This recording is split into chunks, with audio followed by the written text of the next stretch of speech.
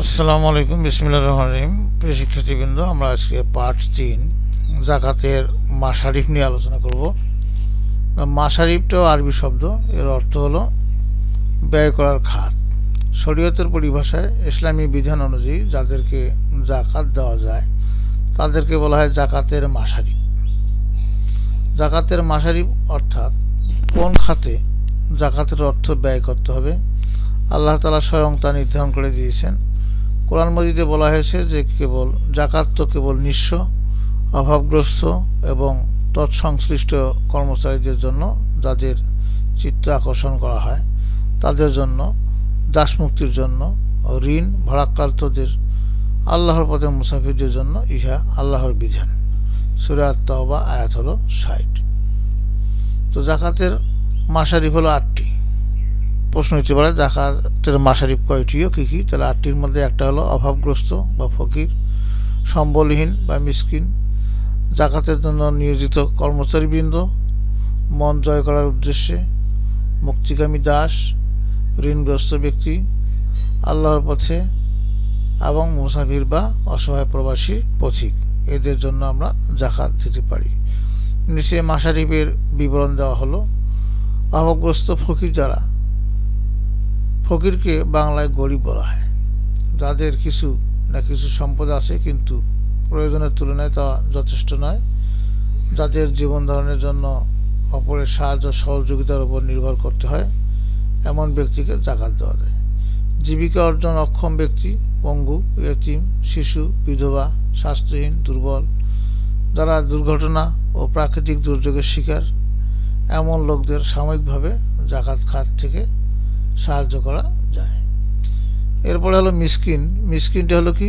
যারা নিঃস্ব, নিজের পেটের অন্ন জোগাড় করতে পারে না বা অভাবগ্রস্ত থাকা সত্ত্বেও সম্মানের ভয়ে বা কারো দ্বারস্থ হতে পারে না, তাদেরকে বলা হয় মিসকিন। মিসকিন সম্পর্কে হাদিসে আছে, যে ব্যক্তি তার প্রয়োজন মোতাবেক সম্পদ পায় না অথচ আত্মসম্মানের ভয়ে সে এমনভাবে চলে যে তাকে অভাবী বলে বোঝাও যায় না, যাকে লোকেরা তাকে আর্থিক সাহায্য করতে পারে আর সে সাহায্যের জন্য কারো কাছে হাতও পাততে চায় না বা হাতও পাতে না, কিছু চায় না। এটা বুখারী এবং মুসলিম শরীফ। মিসকিনকে জাকাত দেওয়া যায়। ৩ নম্বর হলো জাকাতের জন্য নিয়োজিত কর্মচারীবৃন্দ। রাষ্ট্রের পক্ষ থেকে নিয়োগপ্রাপ্ত হয়ে যারা জাকাত আদায় করে, রক্ষণাবেক্ষণ করে, বন্টন করে, হিসাবপত্র রাখে, তাদের জাকাতের জন্য নিযুক্ত কর্মচারী বলে। তারা আর্থিক সঙ্গতিপূর্ণ হলেও জাকাত থেকে তাদের পারিশ্রমিক দেওয়া যাবে। ৪ নম্বর হলো মন জয় করার উদ্দেশ্যে। সদ্য মুসলমান হওয়া ব্যক্তির সমস্যা দূরীকরণে এবং ইসলামের উপর অবিচল রাখার উদ্দেশ্যে তাদের জাকাত দেওয়া যাবে। ইসলামী পরিভাষায় তাদের মুআল্লাফাতুল কুলুব বলা হয় বা কুলুব বলা হয়েছে। ইসলামের প্রাথমিক যুগে এই জাতীয় লোককে জাকাত দেওয়া বিধান ছিল। দরিদ্র হলে তাদেরকে প্রাধান্য দেওয়া হবে। এরপরে ৫ নম্বর হলো মুক্তিকামী দাস। যে দাস তার মনিবের সাথে নির্দিষ্ট পরিমাণ অর্থ প্রতিশোধ সাপেক্ষে মুক্তি পাওয়ার চুক্তি করেছে, এমন দাসকে মুক্তির মূল্য পরিশোধের জন্য জাকাত প্রদান করা যেতে পারে। বর্তমানে কৃতদাস প্রথা চালু নেই বিধায় এই খাতে জাকাতের অর্থ বন্টন করা হয় না। এরপরে ৬ নম্বর হলো ঋণগ্রস্ত ব্যক্তি। যে নিজের প্রয়োজন মিটিয়ে ঋণ পরিশোধ করতে অক্ষম, তাদের জাকাত দিয়ে ঋণ পরিশোধ করতে সাহায্য করা যায়। ৭ হলো আল্লাহর পথে। এর আরবি পরিভাষায় হলো ফি সাবিলিল্লাহ। ফি সাবিলিল্লাহ বলতে আল্লাহর পথে খরচ করাকে বোঝানো হয়েছে।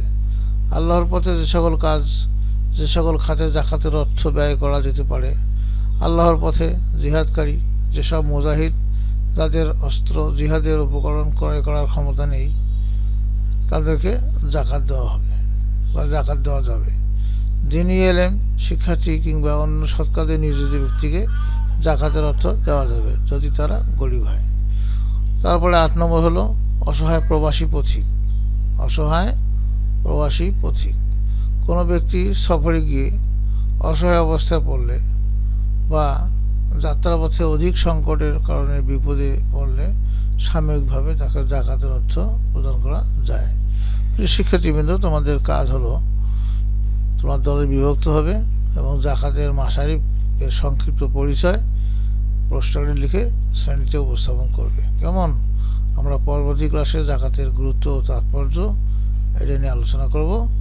তো তোমরা সবাই ভালো থাকো এবং সুস্থ থাকো। তোমাদের সার্বিক মঙ্গল কামনা করে সেখানে বিদায় নিচ্ছি। খোদা হাফেজ।